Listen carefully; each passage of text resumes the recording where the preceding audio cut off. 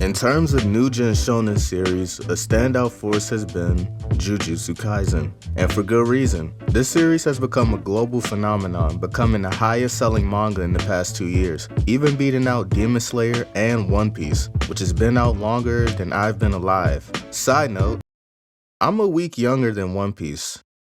And just saying that out loud is jaw crazy. When the anime produced by Studio Mappa released in 2020, it, unsurprisingly, elevated the source material to a different hemisphere. Fast forward to now, we're halfway through 2023, and the long-anticipated JJK Season 2 is upon us.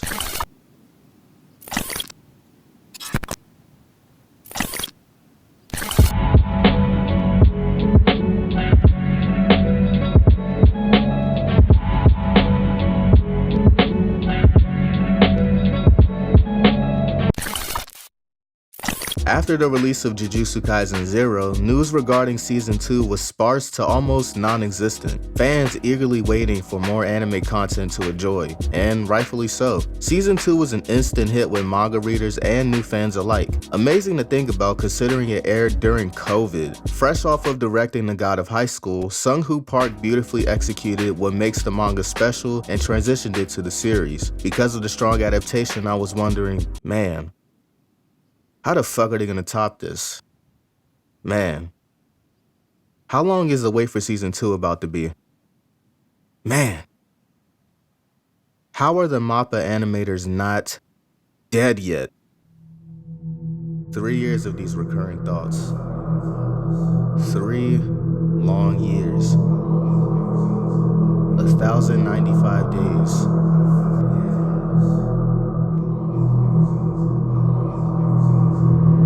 And 2 PVs later, the day is finally upon us. At the time of recording, 4 episodes have been released. Season 2 so far has adapted the Hidden Inventory and Premature Death arc, focusing on the adult characters from Season 1, but not as adults, as kids. That's right, anime-only fans, we got ourselves a flashback arc. Set in 2006, we follow Gojo Satoru, Geto Suguru, and Ieri Shoko at Jujutsu High as students. It's been made apparent that until this point, Geto and Gojo had some kind of relationship with each other during their youth.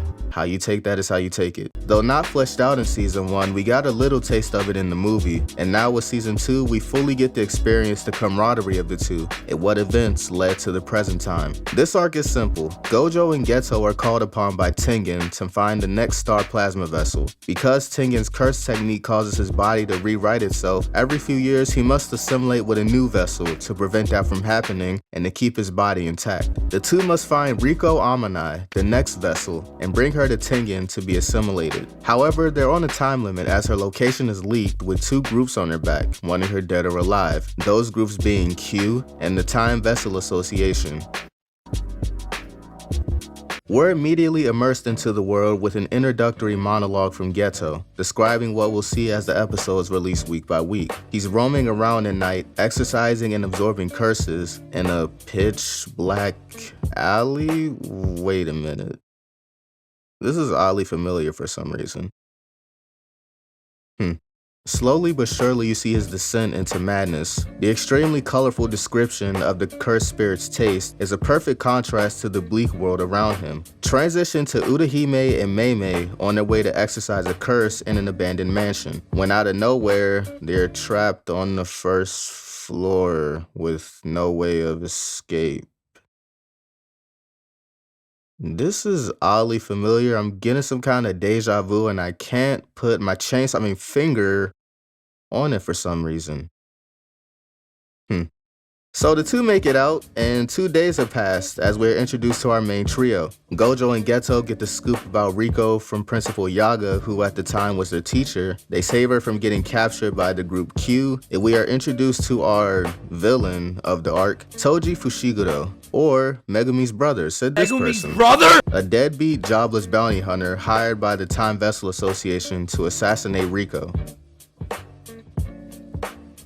Q is disbanded because they wasn't packing no heat for real, so all that's left now is the Time Vessel Association. Toji, instead of doing his job, is trying to make extra money betting on water sports. Not because he wants to, well, I'm pretty sure he wants to, but to send others to wear down Gojo so it'll be easier to take him out. Riko regains consciousness and the boys take her back to school, but that's quickly ruined by the goons sent by Toji. Geto fights an old man and beats him in the most brutal, comedic way possible. Gojo fights these unnecessarily swole clones, and this is where we get more information about his limitless technique. We got a little teaser of it in season 1 when Gojo fights Jogo, but this time we get a more in-depth explanation. But even Gojo can't use it to his highest potential, as he's still learning most of the ropes.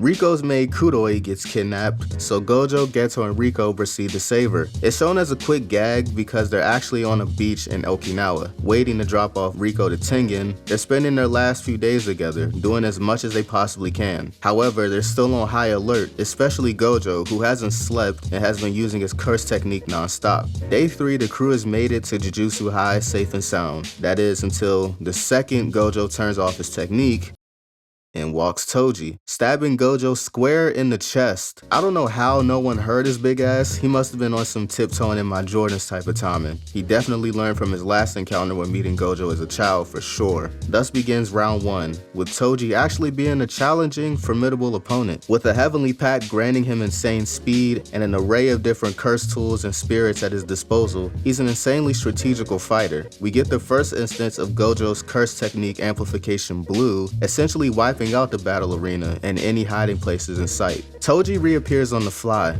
literally, hiding in a swarm of fly heads. He uses a curse tool, Spear of Inverted Heaven, that can break any curse technique and stabs Gojo in the neck, vertically slicing him open, leaving him quote-unquote dead. I swear, if he wasn't a prominent character in the series, he would have been dead right then and there. Cut to the main hall of the Tomb Star where Geto and Riko are supposed to meet Tengen. He gives her the choice either to assimilate with Tengen or she can go back and live her regular life. Geto and Gojo had a conversation back at the school discussing whether or not she would assimilate with Tengen, knowing she would choose the latter. She chose the latter, and her brains went splatter with a bullet. Again, in walks Toji, finishing the job. Geto, confused as to why he's there, Toji straight up tells him, "Yo, I just bodied and deaded your man's Gojo. He's gone." Geto unleashes the dragon on him. They fight for a little bit and it ends with Geto getting sliced in the chest twice, knocking him out. Toji stuffs Riko's body in his cursed spirit's mouth to bring her back to the leader of the Time Vessel Association. You know, Toji finished the job, right? It's time to celebrate. He was talking about celebrating with the mediator, Shu Kong, but instead of celebrating, he gets rewarded a different way. A round 2 with a certain Gojo Satoru. Finally gaining full control of Limitless, he's slowly turning into the strongest with the most beautiful visuals so far in the season. The production team did an amazing job bringing Gojo's transition to life, making it more beautiful yet chilling and goosebump inducing than the manga itself. And as we see Gojo ascend to the heavens, we slowly see Geto's descent. I think the metaphor was perfectly communicated in the post-credits scene. There's many things to praise about season 2 so far. Mappa took the 1.5 volumes worth of material and elevated it in some aspects higher than the first season. I say some because there's still some minor gripes I have, but let me start with what I like first. The anime only content implemented was a nice addition. For example, in the manga, it opens with Meimei and Urahime in a mansion exercising the curse. This short little sequence of pages was extended to the first 15 minutes or so of episode 1. The extra content not only brings out the comedy and adds more chemistry between the characters, but perfectly go with the narrative the arc is trying to portray. Now with that out of the way, it's time to talk about the biggest changes. First, obviously, the animation. Way back before any PV for Season 2 was released, news was announced that Sung-Hoo Park, the director of Season 1 and JJK0, was not returning to direct a new season. He stepped down to start his own animation studio, ENH Production. After the news broke out, it was unknown at that time who would take his place. That is until a few months later, where Shota Goshozono took the helm of new director. And the result was a breath of new life for the series. The character designs are way simpler, plus the shading is a lot softer than before. Because of this, it feels more cohesive visually, and the animation is more consistent since there's less detail to keep track of. Also, the compositing is leagues better than what we got in Season 1. I didn't have any doubt with the new director, as he does have experience with the show. He directed episode 17 of Season 1, which to many, including myself, is the best episode. I've seen fans complain about the change in animation, however, over calling it mid, but they don't know that simple designs equal more fluid animation. I've also encountered some anime-only viewers complaining about Gojo's eyes, as he didn't have the clouds in his iris in any PV. And I actually replied to someone who had that sentiment. Maybe they didn't want to give away a key plot point that would spoil the entire arc. Maybe studios changed certain elements for trailers to not give away anything. That way, it makes you tune into the actual series when it comes out. And when the episode did come out, crickets.